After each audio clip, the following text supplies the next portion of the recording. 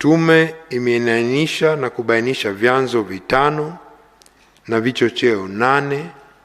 vilivyosababisha kilichotokea tarehe 29 Oktoba. Kwa mujibu wa uchunguzi wa tume, ghasia za wakati na baada ya uchaguzi mkuu zinatokana na changamoto mbalimbali ambazo zimekuwepo katika jamii kwa muda mrefu bila kutatuliwa. Vyanzo hivyo ni pamoja na vifuatavyo. Mosi, yapo masuala ya kisiasa yanamjulisha madai ya katiba mpya, demokrasia katika mfumo wa vyama vingi vya siasa, malalamiko ndani ya vyama vya siasa, madai ya maboresho ya tume huru ya uchaguzi na mfumo mzima wa uchaguzi. Pili, ni masuala ya kijamii yanayojumuisha ugumu wa maisha, ukosefu wa ajira au kukosekana kwa ustawi katika fursa za ajira na za kiuchumi, mazingira ya biashara na uwekezaji yasiyo rafiki, utitiri wa tozo na kodi na mfumo usio rafiki wa utozaji na ukusanyaji. Tatu, ni masuala ya kijamii yanayojumuisha mmomonyoko wa maadili na kushuka kwa uzalendo, kutopatiwa ufumbuzi na majibu stahiki kwa kero katika jamii kama vile rushwa, ubadhirifu wa mali za umma na madai ya utekaji na kupotea kwa watu. Kwa mujibu wa takwimu za Jeshi la Polisi, kati ya mwaka 2003 na 2005, miaka mitatu, watu 758 walipotea, kutekwa au kujiteka, na kati yao watu 113 walipatikana na mashauri 8 yalifunguliwa ambapo upelelezi unaendelea. Hivyo kwa jumla ya watu 758 waliopotea, kutekwa au kujiteka kwa sababu mbalimbali, watu 445 hawajapatikana. Takwimu hizi inaakisi malalamiko ya wananchi kuhusu masuala ya utekaji na kupotea kwa watu. Katika matukio hayo, Jeshi la Polisi ilieleza kwa sababu za kupotea kwa watu kutekwa ni pamoja na masuala ya kimapenzi, imani za ushirikina, waliotekwa na wahalifu kwa lengo la kupatia kipato au mali, walijihusisha na vitendo vya kihalifu kwa chuki za kulipiana kisasi, waliojiteka wao wenyewe kutokana na sababu mbalimbali za kudaiwa madeni au kukwepa mkono wa sheria, walioondoka bila taarifa nchini au makwao, na usafirishaji haramu wa binadamu. Katika chanzo cha 4 ni utendaji wa baadhi usioridhisha wa baadhi tu ya watendaji na watumishi wa umma, hususan ngazi za chini, hasa mamlaka za serikali za mitaa,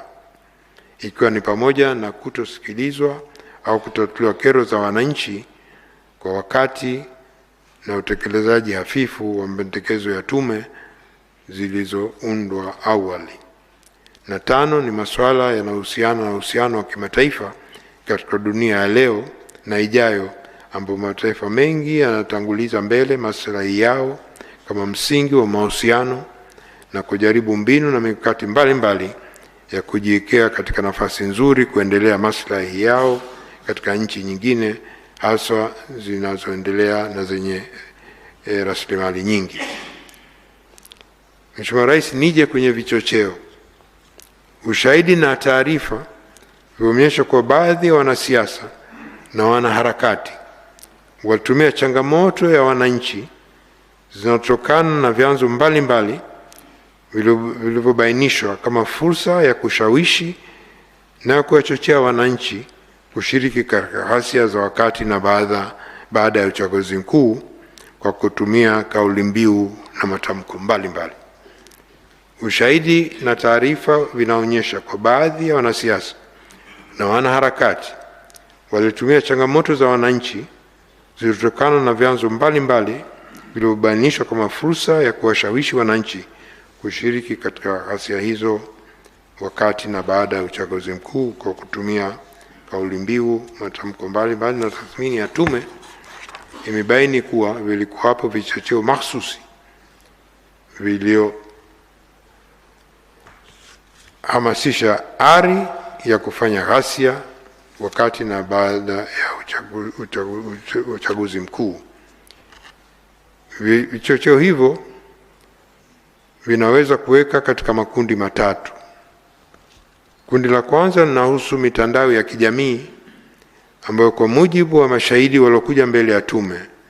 mitandao hiyo ilitumika kabla, wakati na baada ya uchaguzi mkuu kwa kiwango kikubwa kuliko ambavyo iliwahi kutokea nchini. Aidha, waliibuka wabuni mada kwenye mitandao, yani content creators, ikiwemo mada za kuhamasisha wananchi kutoshiriki uchaguzi mkuu au na kuhakikisha haufanyiki. Mitandao hiyo ilitumika pia kuandaa majukwaa ya majadiliano na kupanga mbinu na kuwaelekeza waliokubali kushiriki vurugu kwa kuzuia uchaguzi mkuu namna ya kufanikisha lengo hilo. Wapo pia mashahidi walioshiriki kufanya ghasia waliokuja mbele ya tume na kukiri kuwa baadhi yao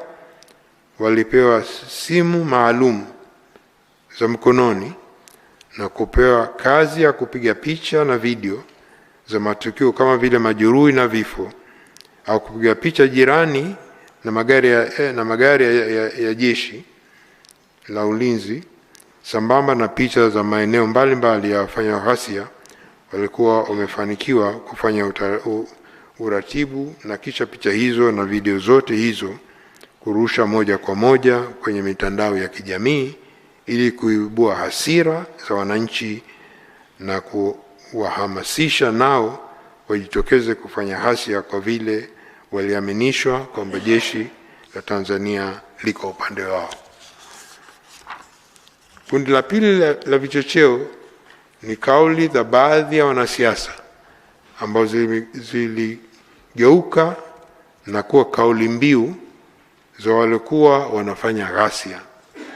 Mfano wa kauli mbiu hizo ziko 12, lakini ziko nyingi ambazo baadhi ya washiriki katika ghasia walikiri kuzitumia ni zifuatazo: no reform no election, Oktoba tunatiki, Oktoba tunatoka, tumedhamiria uchaguzi hautofanyika, Samia must go, tunataka kuikomboa nchi yetu, hakuna uchaguzi chini ya serikali hii, tunahakikisha nchi haisimami mpaka serikali iondoke, hakutakuwa na uchaguzi bila mabadiliko ya mfumo, serikali hii imepoteza uhalali wa kuongoza nchi, ni lazima shinikizo la wananchi liongeze hadi serikali iondoke, na mchakato na kuwapata wagombea umekuwa taratibu, wagombea sio halali, mchakato urudiwe. Hizo ni baadhi ya kauli. Kundi